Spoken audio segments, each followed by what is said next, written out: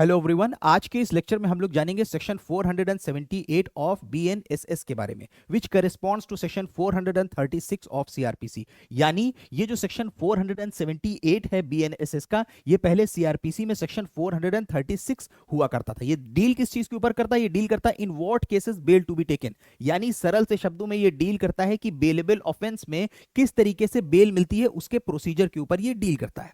देखिए, बेल के पर्पस के लिए ऑफेंसेस को हम लोग दो पार्ट में डिवाइड कर सकते हैं, bailable offence, non bailable offence. ठीक है, अब ये जो सेक्शन 478 बीएनएसएस है या 436 सीआरपीसी, ये डील करता है बेल इन बेलेबल ऑफेंस के ऊपर।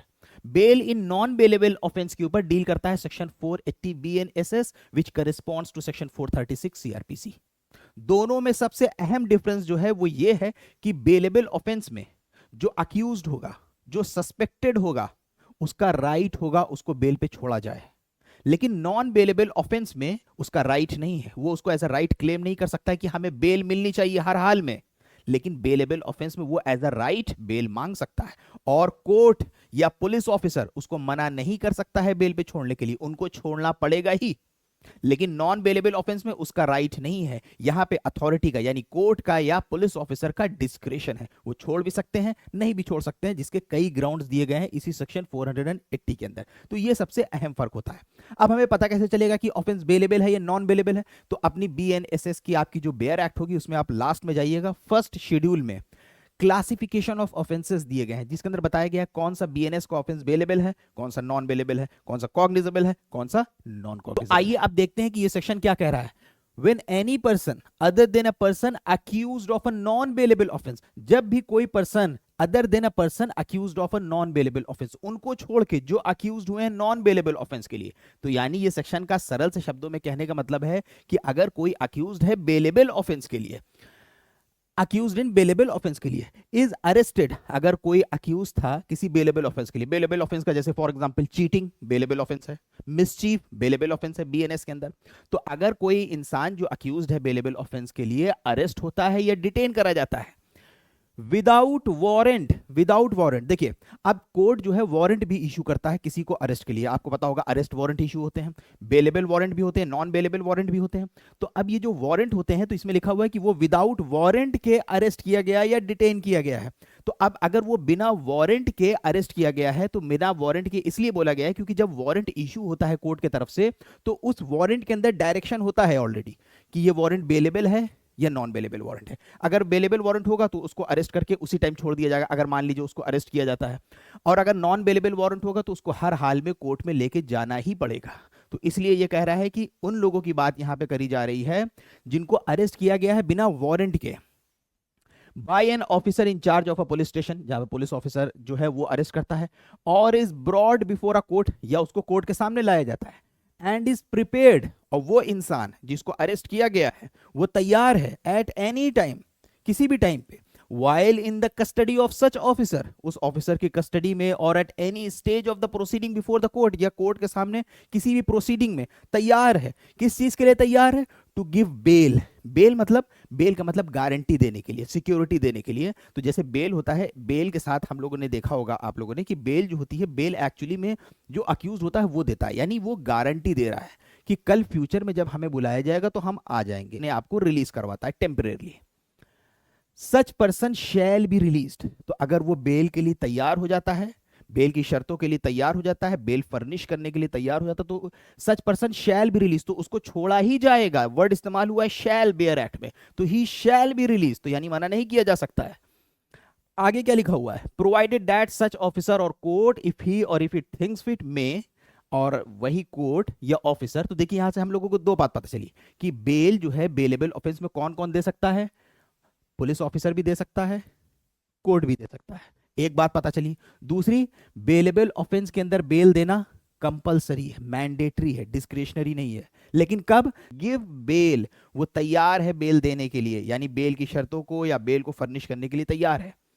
आगे क्या लिखा हुआ है, लेकिन सच ऑफिसर या court if it thinks fit may and shall if such person is indigent. लेकिन अब मान लीजिए कि बेल के अंदर कुछ गारंटी देनी पड़ती है, उसके अंदर जो है आपको बॉन्ड साइन करना पड़ सकता है, आपको श्योरिटी लाना पड़ सकता है, यानी पर्सनल बॉन्ड होता है जिसमें आप पर्सनली प्रॉमिस कर रहे हो कि आप आओगे कोर्ट में, अदरवाइज इतना पैसा आप फोर्टफीट कर दोगे। या हो सकता है वो श्योरिटी बॉन्ड हो जो आपके बिहाफ पे कोई गारंटी दे रहा हो कि उसकी जिम्मेदारी है आपको कोर्ट में लेके आने की। तो दो तरीके के हो सकते हैं ये। तो अब इसमें बोला गया है कि लेकिन अगर वो पर्सन इंडिजेंट है, मान लीजिए गरीब है, नहीं फर्निश कर सकता है bail, and is unable to furnish surety, surety नहीं ला सकता है, मान लीजिए कि गरीब है, इंडिजेंट है और श्योरिटी भी नहीं ला सकता है, instead of taking bail bond, तो उससे बेल बॉन्ड लेने के बजाय, यानी उससे कोई बॉन्ड भरवाने के बजाय या कोई श्योरिटी लेने के बजाय, from such person discharge him, तो उससे ये बेल बॉन्ड लेने के बजाय उसको डिस्चार्ज कर दिया जाएगा on his executing a bond for his appearance. देखिए बॉन्ड का यहां मतलब हुआ कि प्रॉमिस, तो उसके प्रॉमिस पे उसके अपीयरेंस के लिए, अगर अपने अपीयरेंस के लिए वो खुद ही गारंटी दे रहा है कि मैं आऊंगा, तो क्या कर दिया जाएगा, उसको डिस्चार्ज कर दिया जाएगा। किस केस में, अगर वो इंडिजेंट है, गरीब है, इंसान है।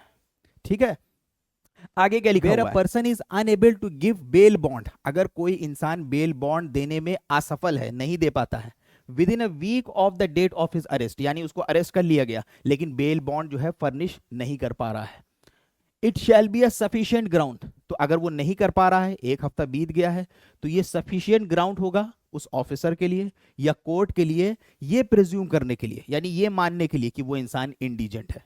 तो यानी इसके अंदर एक प्रिजम्पशन दे दिया गया कि अगर कोई इंसान अरेस्ट हो गया, जाहिर सी बात है कोई क्यों अरेस्ट हो गया जबरदस्ती कस्टडी में रहेगा, वो तो चाहेगा जल्द से जल्द छूटे, लेकिन एक हफ्ता बीत गया, वो अभी तक फर्निश नहीं कर पा रहा है, तो उस जगह पे ये प्रिज्यूम कर लिया जाएगा कि वो इंडिजेंट पर्सन है। ठीक है, for the purposes of this proviso. ठीक है, आगे लिखा हुआ provided further that nothing in this section shall be deem to affect, इस सेक्शन में ऐसा कुछ नहीं लिखा है जो अफेक्ट कर रहा है सबसेक्शन 3 ऑफ सेक्शन 135 और सेक्शन 492। आगे लिखा हुआ है not with standing anything contain in subsection 1, लिखा हुआ है कि इससे कोई मैटर नहीं करता है कि सबसेक्शन 1 में क्या लिखा हुआ है, where a person has failed to comply with the conditions. अब मान लीजिए कि बेलेबल ऑफेंस था, फॉर एग्जांपल चीटिंग या मिसचीफ, किसी को अरेस्ट किया गया क्योंकि बेलेबल ऑफेंस था, तो बेल पे उसको छोड़ दिया गया।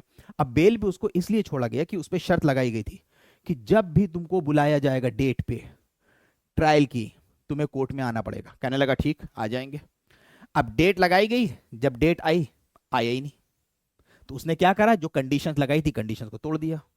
अब जब कंडीशंस को उसने तोड़ दिया, the bond or bail bond as regards the time and place of attendance, the court में refuse to release him on bail. अब मान लीजिए कि बाद में फिर उसी केस में किसी और टाइम फिर पकड़ा गया, अब जब ये दोबारा पकड़ा गया और फिर कोर्ट में आया, या मान लीजिए कोर्ट में लाया गया और फिर वहां पे, क्योंकि ऑफेंस तो बेलेबल है, फिर वहां पे अगर वो बेल के लिए कहेगा एज अ राइट कि मुझे बेल पे छोड़ा जाए, तब कोर्ट उसको मना कर सकता है। कोर्ट में रिफ्यूज टू रिलीज हिम, पहले क्या लिखा है शैल, लेकिन अगर उसने शर्त तोड़ी बेल की, तो कोर्ट में refuse him on bail when on a subsequent occasion in the same case he appears before the court or is brought in custody, and any such refusal shall be without prejudice to the powers of the court to call upon any person bound by such bond और bail bond to pay the penalty thereof under section 491। देखिए एक case था Rasik Lal versus Kishore 2009 supreme court ने यह observation दिया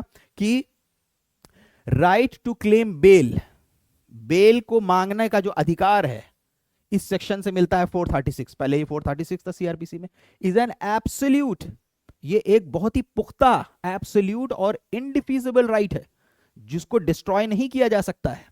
इन bailable offence there is no question of discretion, bailable offence के अंदर police officer या कोर्ट का डिस्क्रेशन नहीं चलता है, उनको छोड़ना ही पड़ेगा बेलेबल ऑफेंस के अंदर अक्यूज को। तो आई होप कि आपको समझ में आ गया होगा कि बेल इन बेलेबल ऑफेंस क्या होता है। ठीक है,